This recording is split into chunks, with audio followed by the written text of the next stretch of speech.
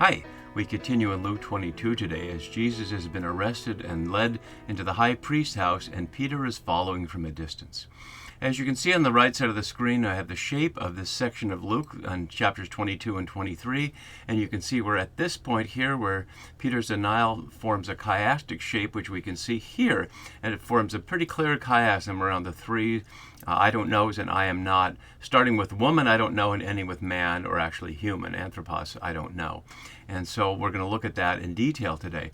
But one of the things that's interesting is this story is common to all four Gospels, and Peter gets a lot of flack from a lot of readers for denying Jesus. But one might ask the question, where are the others?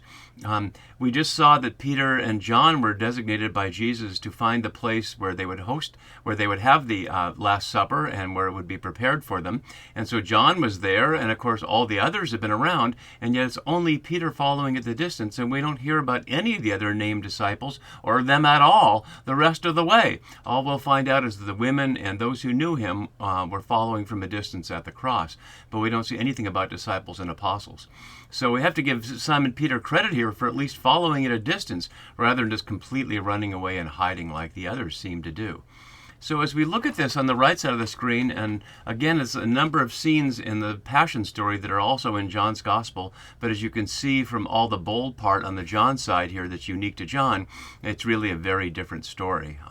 But it is interesting that all four have a tradition of Peter being on trial before the servant girl of the high priest, while Jesus is on trial by the high priest himself. And so here we have the contrast. So there's very little that's in common from John that you can see there, mostly just being by the fire and warming himself.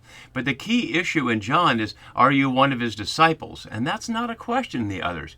So if we take Mark as the basis from which Matthew and Luke borrow their version, we see the blue parts here that are in common to Mark and Matthew, and the parts that are not in bold are the parts that are common to all three.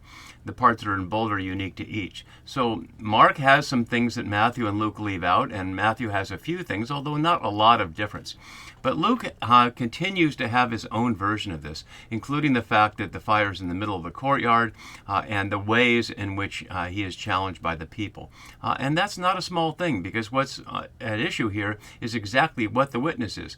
For example, if we hear in the Mark sequence, we hear that she stares at him and says, "You were with Jesus, the man from Nazareth." And he said, "I don't know or understand."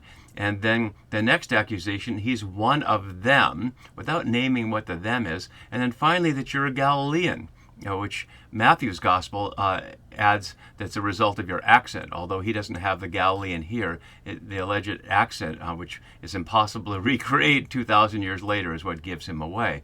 Whereas in Matthew, we have the first charge is that he were with Jesus the Galilean, not the man from Nazareth, which is in Galilee, of course, but the Galilean in general, in contrast where they are now in Judea, among the Judeans. And there's some sense that Galilee was a place for uprisings because it's so far from Jerusalem, as Josephus has reported, not just in the time of Jesus, but in the time between Jesus and the Roman War in the late 60s.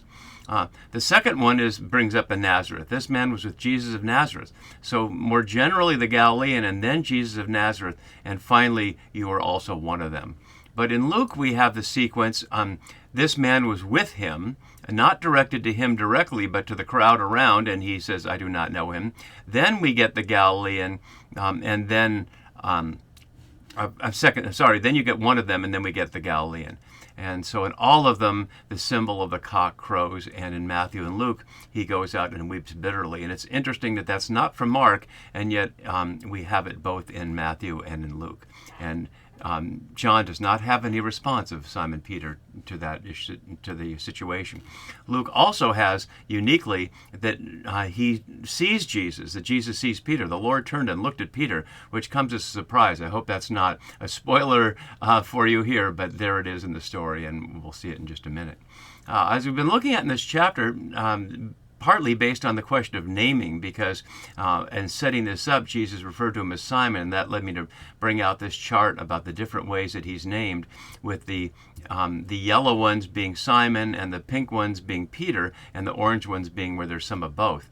And so although he was called Simon when Jesus predicted that he would Satan has demanded to sift all of you, not just Simon Peter, but all of you like wheat. Then he's Peter when Jesus makes this particular prediction about him, and he's Peter throughout this scene. And it'll be Peter on the road to him when he runs out to the tomb, not on the road to Emmaus, when he runs out to the tomb. But finally, when they witness to him, it will be Simon. So he will make a comeback here, as he does in the others as well, although not so much in Mark, where there's no resurrection story. So let's put our passage up here, and we'll enter directly into our story here. So we're starting in 54b. Really, this 54a is up here. The chapters and verses were added more than a millennium later, so we don't have to worry about splitting a verse. They're not part of the original. So Peter was following at a distance, using the standard word for discipleship that we saw earlier in 22:10 and in 39 here. And the at a distance will also match his acquaintances and the women in 23:49 who are following at the cross itself. And so now we get in this situation. And to make note of the situation, we have to recognize that they were on the Mount of Olives, although, as I've noted, Luke did not specify a place called Gethsemane. And now they're in the high priest's house. And although we don't know for sure where the high priest's house is, this standard atlas gives us at least some suggestion. So here's Gethsemane, at least, on the Mount of Olives. And then here's the high priest's house over here, and here's the temple. So they would have to bring him in, and Peter would have to follow him quite a ways, assuming this is where the high priest's house is. There's archaeological questions about that, but there's certainly a shrine there for it now. Whether it was actually the place is impossible at this point to know. But certainly some distance into the walled city from out here they brought him, and of course for the crucifixion they'll take him back out of the city. So Peter had to be following at not too much of a distance to keep track of what's going on here, and this is at night, of course, after supper, so there's no sense that it would be necessarily a crowd in the temple precincts at this hour. And certainly not expected to be in the high priest's courtyard unless they've been prepared for what they're facing now, and this isn't coming as a surprise. And that certainly seems to be the case, since it was the high priest's soldiers who came out for the arrest, so he certainly has to be understood as in on it, although we won't see Caiaphas in this story here. So following from a distance, and we can also look at it from the Google Maps perspective, so we can see the decline as they go across the Kidron Valley, a point not noted in Luke, it's noted in John's Gospel, which echoes David crossing the Kidron Valley, escaping when his son Absalom was engaging in the rebellion. But we don't have that symbol here. So Peter follows at a distance and ends up in the courtyard. And here's an image of the courtyard that's memorialized as the high priest's courtyard. Whether it's the actual one, again, is impossible to know, but it's a pretty typical courtyard that you could see there. And Luke specifies that they'd kindle a fire in the middle of the courtyard, and I'd suggest that that detail highlights that it's harder to escape, that he's not by an exit door, but he's right in the middle of it. And so who the they are is we don't know here. We saw bringing Jesus into the high priest's house, but Peter following a distance in the courtyard, and why should there be anybody there other than whatever soldiers were around at this particular point guarding the place? But you wouldn't expect there to be a big crowd, and so we can't imagine exactly how many there are, but we'll see there are a few. So they'd kindle a fire using periopto here, only here in the New Testament. As I've been noting throughout, Luke uses a number of rare or unique words to frame his version of the story here. So plainly, when he's using a rare word, he's not getting it from Mark. Kindled a fire, and we've seen fires earlier, and especially all the way back to John the Baptist and the metaphorical fire there of God's judgment. In the middle of the courtyard, the aule here, which we've seen one other time, and we have it here now. It was referred to earlier as the strong man's castle. And they sat down together. You wouldn't think there'd be seats there, so presumably this is sitting down on the cobblestones on the ground there. And Peter sat among them. And so, do they know who he is? Does he know who they are? What is he hoping would happen here? Is he hoping that Jesus will come out of the high priest's house? There's the twist in the story that he's not in the high priest's house, or at least not so far away that he can't see what's going on, but we don't know that yet. And so the dramatic scene unfolds this way. And as my note below has, there are three parts to the denial, as Joel Green notes: the being with Jesus, the being one of the disciples, and the experience in Galilee with Jesus. And his green notes, thus everything central to Peter's construction of his new identity since becoming a follower of Jesus, he has now thrust aside. And indeed, it is the case.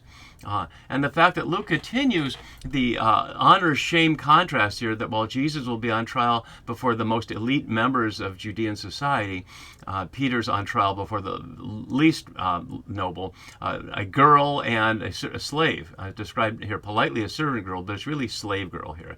Seeing him in the firelight, or literally in the light, folks. And so it's the light that gives him away. And Luke does not have the symbol, which would fit so nicely here for John's gospel in an ironic way, that the light shines in the darkness. But there it is. And she stared at him using the word atanasasa, which is only elsewhere in Luke at 4:20, when they stared at Jesus after he'd read from the scroll of Isaiah and were looking intently at him. And so that intent look to see who he was there, and this intent look to see who she can see in the firelight. And she decides this man also was with him. And note that she doesn't have to say with Jesus or with the Nazarene or with the man from Galilee. That seems to be the focus on Jesus' recent arrest and having been brought here is what everybody knows the topic is about. But he denied it. Then notice the narrator speaks first, and then we hear what he says. And it creates this chiastic frame here, as I note here. Woman, I do not know him. Uk oida auton. And one has to ask about Peter's denials here. Is this true or false? Does he believe it's true or false?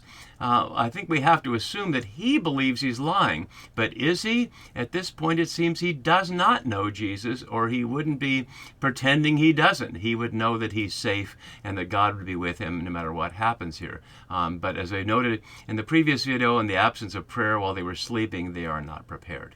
And so there's no further response from this. If we notice how slow the drama goes, which we see in the next verse a little later without specifying, he simply says this, and they don't argue with him, and they just sit there together for a while. And you can only imagine what he's feeling, what other people are thinking in this time that passes. The little later here, kaimeta brauko, is not elsewhere in Luke. It's a couple times in Acts. It's a non-specific time, and it's a non-specific person. Someone else who's there on seeing him said, you also are one of them. And you have to wonder again, is this someone who's just been waiting to say that? Did they just walk into the fire and recognize him then? How did they respond to the servant girl accusing him already? And how much time has passed while Peter sat there and wondered what he should do about this recognition? Should he get up and run away? Or should he admit it? Or what should he do? But what he says again is, man, I am not, using anthropi here, and not... I do not know, not in language of knowing, but uk eimi, I am not.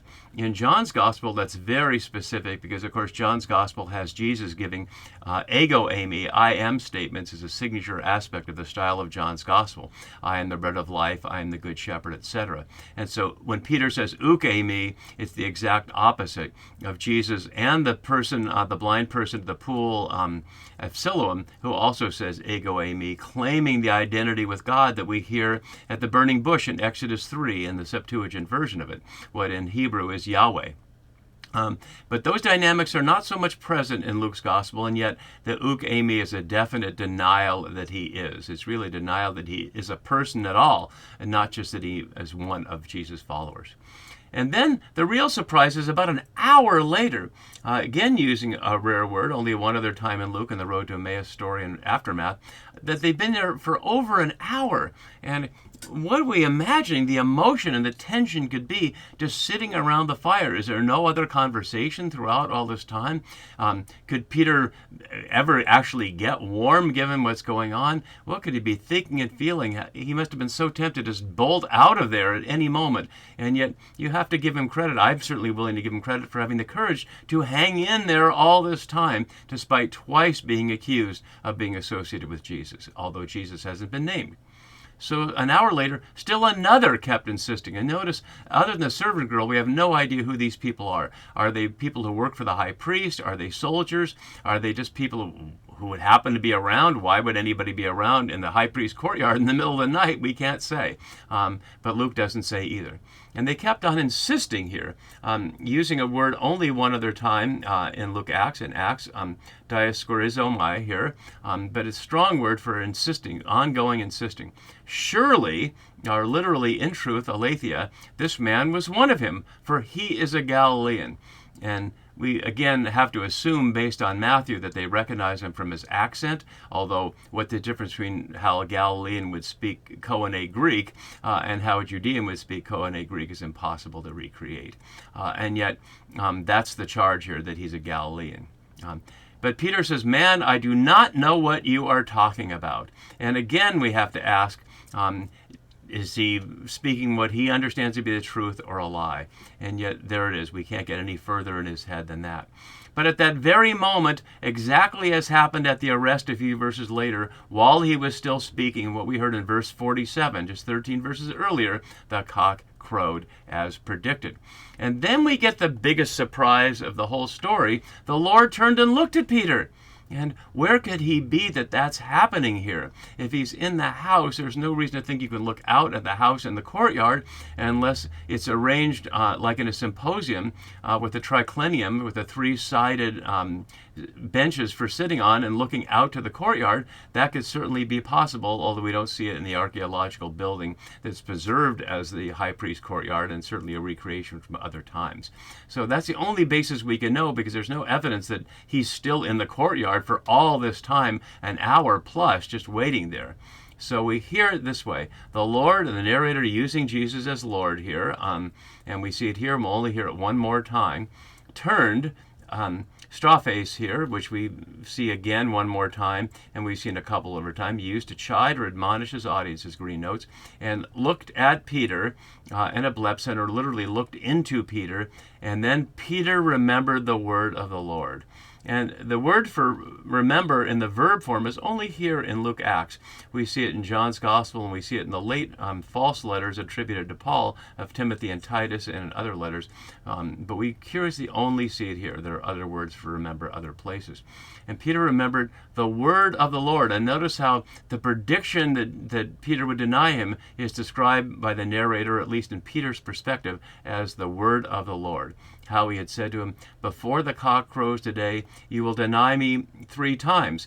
Although what he had said was, you will deny you know me. And whether that is suggesting that Peter doesn't remember it exactly right, or understandably that he's so terrified by having been charged 3 times accurately with being with Jesus and denying it 3 times, and now having been seen, not surprisingly, he doesn't remember it in detail. Who could think clearly in that moment?